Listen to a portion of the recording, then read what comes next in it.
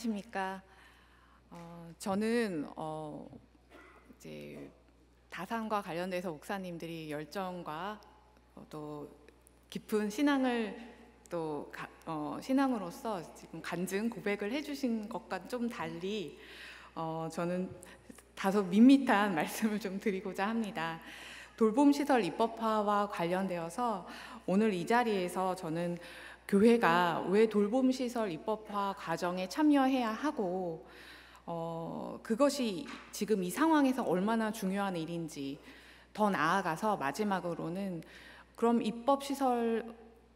입법화된 과정을 통해 돌봄 시스템의 일원이 교회가 된다면 과연 어떤 측면에서 우리에게 유익을 줄 것인지, 이 점을 가지고 잠깐 말씀을 드리도록 하겠습니다. 사실 이제 결혼과 출산에 대해서 지금 아주 열정적인 또 너무 감동적으로 저도 들었습니다. 목사님 네 말씀을요. 사실 그런데 많은 경우 이런 결혼과 출산의 이야기는 개인의 선택과 개인의 문제로 돌리기도 합니다.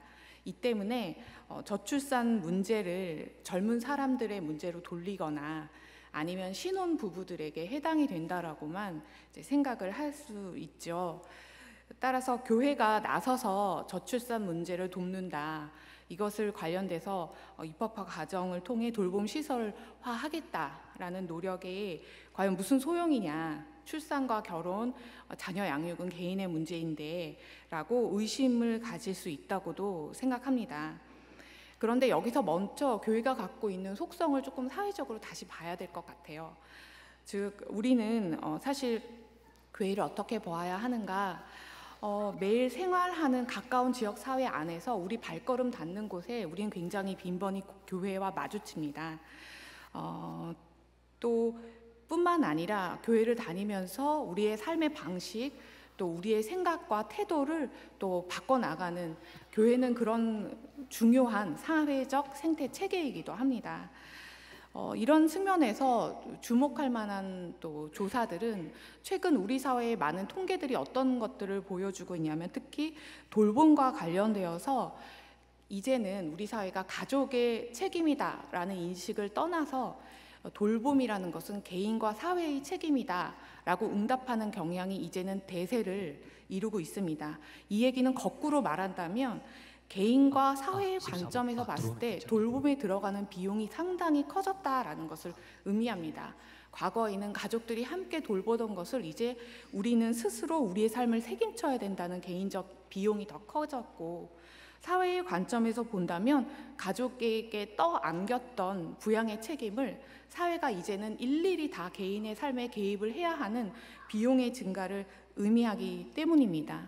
따라서 이제는 저출산은 더 이상 개인과 신혼부부와 젊은 사람들의 몫이 아니라 사회적 문제가 되었고, 바로 이 시점에서 우리에게 굉장히 중요한 사회 체계인 교회가 돌봄 지원에 참여하는 것은 당연히 기독교인, 비기독교인을 떠나서 개인, 가족, 사회 모두에게 환영받는 일이다라고 생각합니다.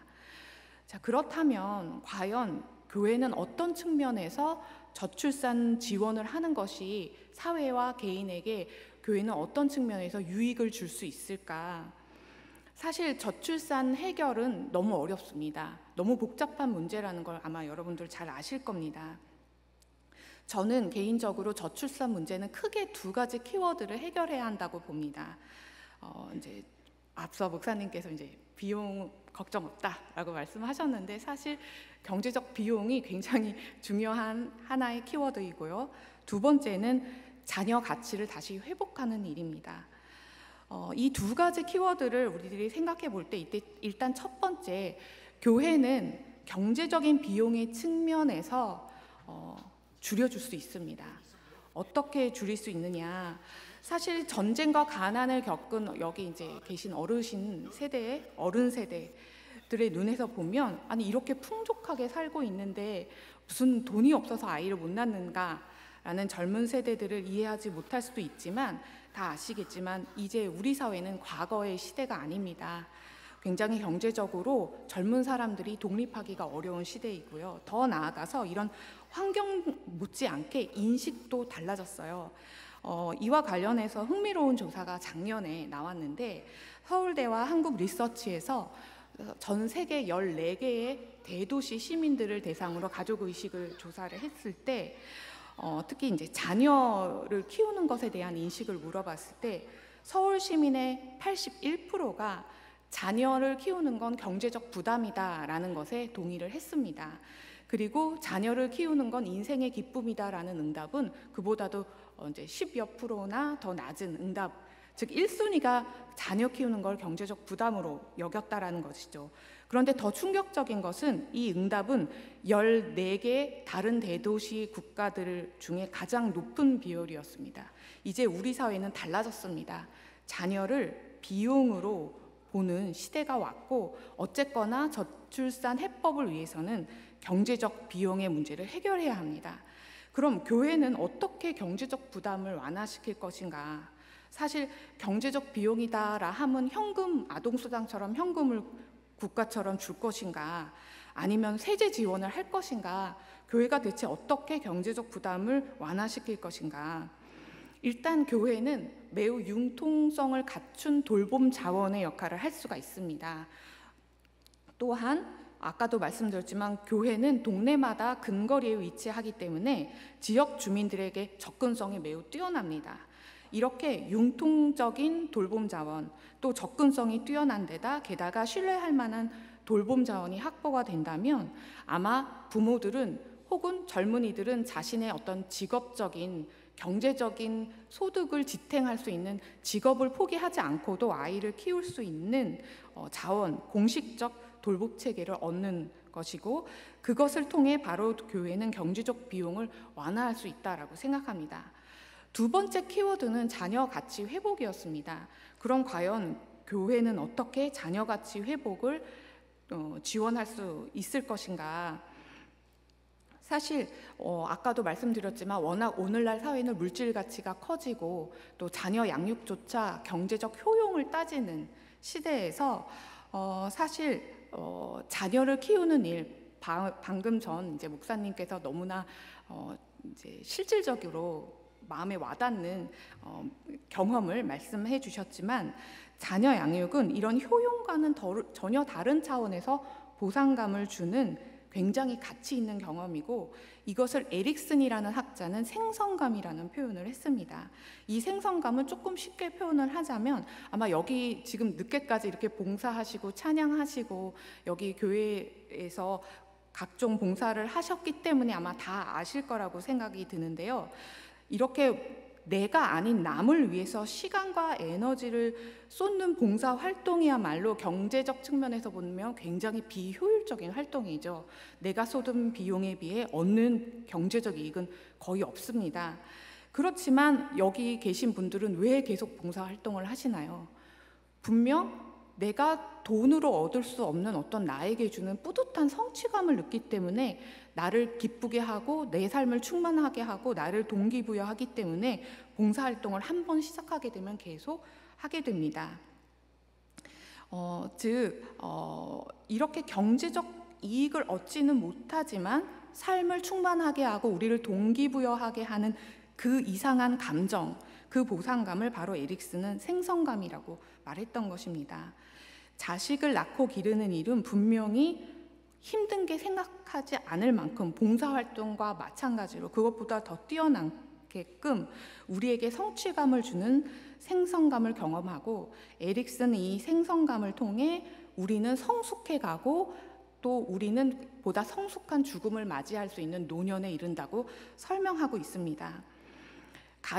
오늘날 가족의 울타리만 벗어나면 사실 여기서 다 열정적으로 기도를 하지만 당장 내일 회사나 직장의 영역으로 출근을 하게 되면 말 그대로 이제 약육강식이며 경제적 효용이 지배하는 세상에 발을 들여놓게 됩니다.